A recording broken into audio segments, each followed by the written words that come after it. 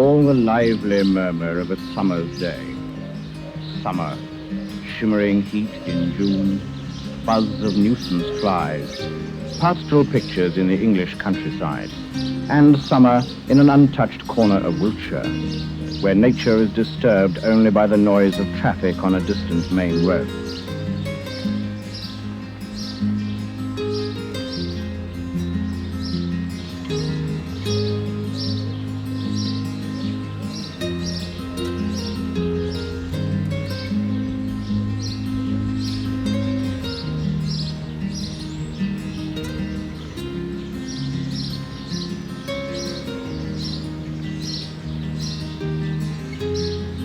This, then, is the summer day of one man.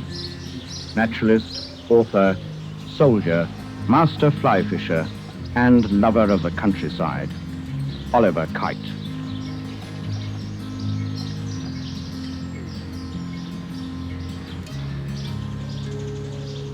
The tiny village of Fisherton-Delamere lies just downstream of the 2-mile Wiley fishery that I've looked after since 1957.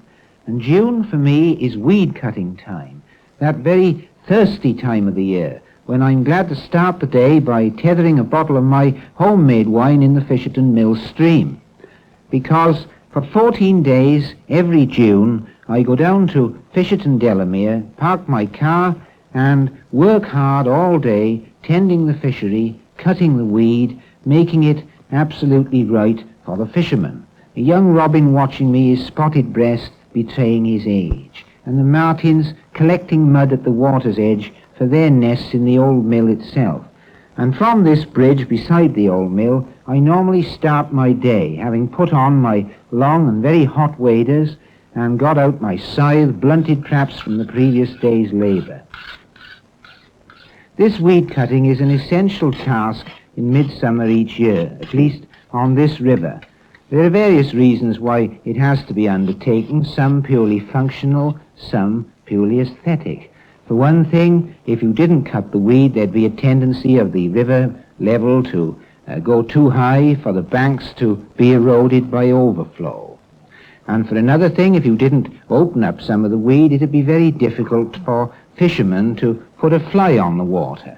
And so there is a combination of reasons. Round about June the 10th I begin as a rule, and I carry on until June the 24th, when by a sort of gentleman's agreement in Wiltshire we try and stop weed cutting and allow the river to settle down once again. And when you go out on a June day, a long day that very often starts as early as 7 in the morning and may not finish until close on dark, there are so many things to captivate you and to interest you that at times it's difficult to really get on with the work. You may recognize the damselfly there. It's one of the most beautiful to be seen on our chalk streams at this midsummer period. The black band on the wings of this male tells you it is the banded agrion. So much different in color, the blue male, to the rather drab and greenish female with her clear wings. Brightly colored, too, are the many different snails that you find in the water herbage along the river bank itself. Herbage which I shall have to trim off before this job of weed cutting is finally completed. And there are snails in the water, too. Snails, if you have time to study them, are a fascinating subject. Today, I'm afraid, we've no time for such things. We must get on with the job in hand. June is a flower-decked month. Largely a white month in my experience. White butterflies, white elder blossom on the hedgerows, white moon daisies among the long grasses, and the small daisies on the unkept lawns if you leave them for a day or two at this time of the year. And everywhere the wild rose binds its garland on the lovely brow of May. In the water itself, the white flowers of the water buttercup, the ranunculus, which is the weed I'm mostly concerned with in this fishery management business. And this ranunculus is eaten by, among other things, swans and their cygnets. I'm not fond of swans as a fisherman. I've many reasons for disliking them. They make a mess on the riverbank. I'm afraid they very often disturb the fish on a fishing day, but who can deny they make a charming picture here on the river in the lovely warm sunshine of a June morning.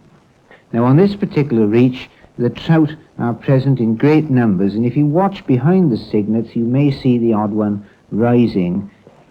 On a blazing June day there's something very cool about the water pouring in through these boiling hatch pools. And everywhere throughout the length of the fishery the mallard now have their ducklings, varying in size from literally just out of the egg to birds plump enough to be suggestive already of the green peas fattening in my garden.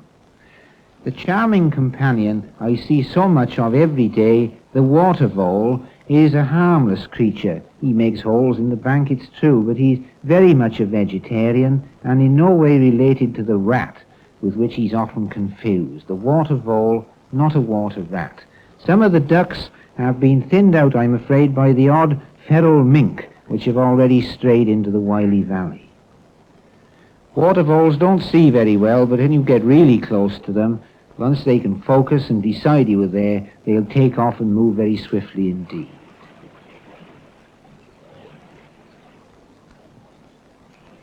The noise of the river is a very pleasant accompaniment to weed cutting, because make no mistake about it, this really is laborious business, and from time to time one can envy the young fishermen finding something perhaps rather more interesting at the waterside.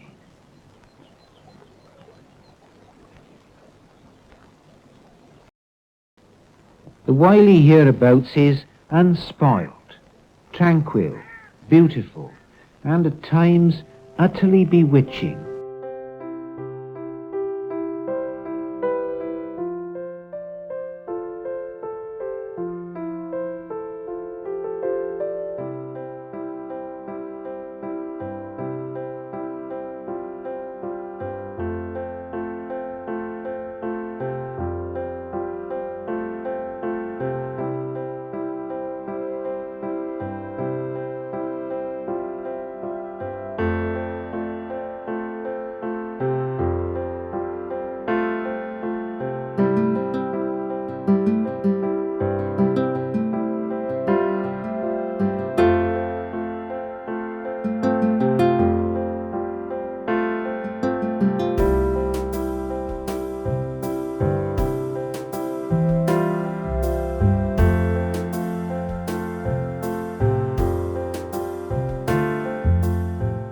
Little sadly, I must confess, it's time we broke this spell and got down to the rather more prosaic business of actually cutting the weed. The thick ranunculus tresses which already cover the river almost from bank to bank. And let no one be in any doubt that this weed cutting job really is hard labour.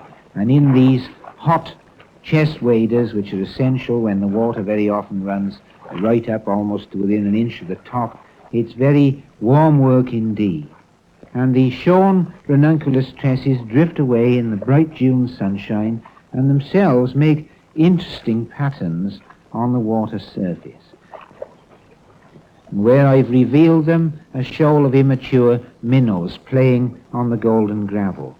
And a caddis, its case composed of quite heavy gravel particles, which of course help to tether it, so to speak, in the fast current. From these caddis scrubs the sedge flies come that haunt the midsummer nights, and a pair of shrimps, one carrying the other, swift movers, and the ugly, squat black nymph of the beautiful yellow May dun. My sunglasses help me to see into the depths, and now a really big crayfish has been exposed and is seeking for shelter, a creature of the night, a scavenger, and this is a really big adult for this river, something like 6 inches long and capable of giving you a really sharp nip with those big lobster pincers. A fearsome creature to behold in close-up. Tiny sedge warbler with a beak full of food. Her nest is just in the sedges at the water's edge, where in the shade a frog takes his ease and regards me with a seemingly malevolent stare, glaring to the burning midsummer sun, beating down on the water. And that's why I wear these sunglasses when I'm weed cutting. I'd never dream of wearing them when I'm fishing. I don't like the advantage it gives me through being able to see in the water. I'd rather take fish on their own terms. That's a purely personal feeling. I never tell other people they should think like that. And already the weed bars begin to take shape at the far end of the reach. It's a very satisfying thing to tend a river, as I've tended this one these 8 years past, and to see it taking shape at weed cutting time and looking so nice for the fishermen whom I try to serve. I'll be honest with you, I'd much rather be doing this than sitting in my office punching a typewriter. Or perhaps you'd better not quote me on that. A river really is in some ways like a garden, or you wouldn't think so to see this uncut reach where the martins dip and the swallows play, and the moorhens search among the watercress for their food. Little white tail flickering. Well, my labour for the day having ended, I thought it would be tremendous fun to try and catch a trout for my supper. And spotting quite a good fish, because the trout on this part of the Wylie don't run big. A pound is exceptional. 3/4 of a pound, a good fish. Spotting a trout, I thought I'd have him out. He wasn't rising, but I'd no doubt a little nymph would do the trick. A bare hook with just a bit of wire on it to make it sink. The problem is, of course, to put the nymph precisely in front of the trout so that I can just lift it in the water and make him take, the famous induced take of the nymph fisherman. Let's try it now. As the nymph drifts down at the fish's level, just lift it in front of him.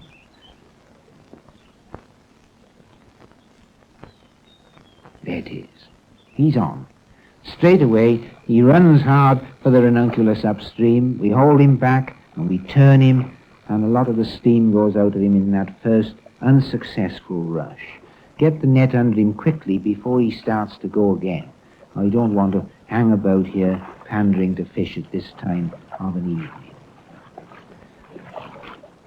Beautifully spotted trout of the Wylie, all wild fish. There's no artificial stocking in these parts. No rainbows, nothing, just the trout. We don't even get pike up in this water. A few grayling, that's all. And now the tiny nymph on which the fish was taken. Lower it down there in salute. One's enough for any man for his supper. And what I like to do to accompany that trout is to find myself a wild salad at the waterside, a few sprigs of watercress. There, some beautiful ragged robin.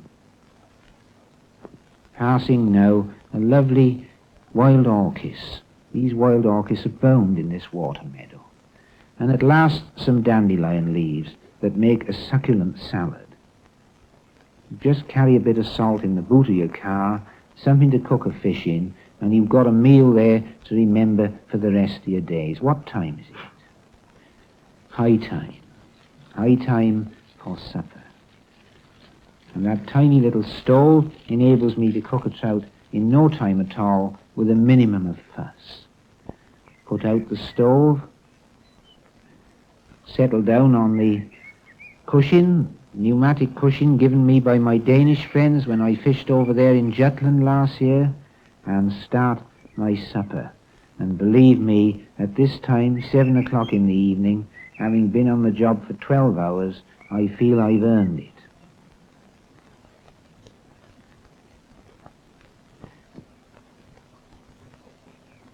I almost forgot that cooled wine which I'd taken from the mill stream a moment or two before.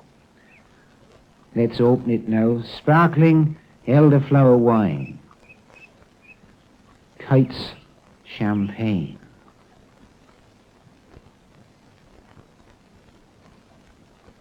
And so to end yet another June day, a day of labour and beauty and fun.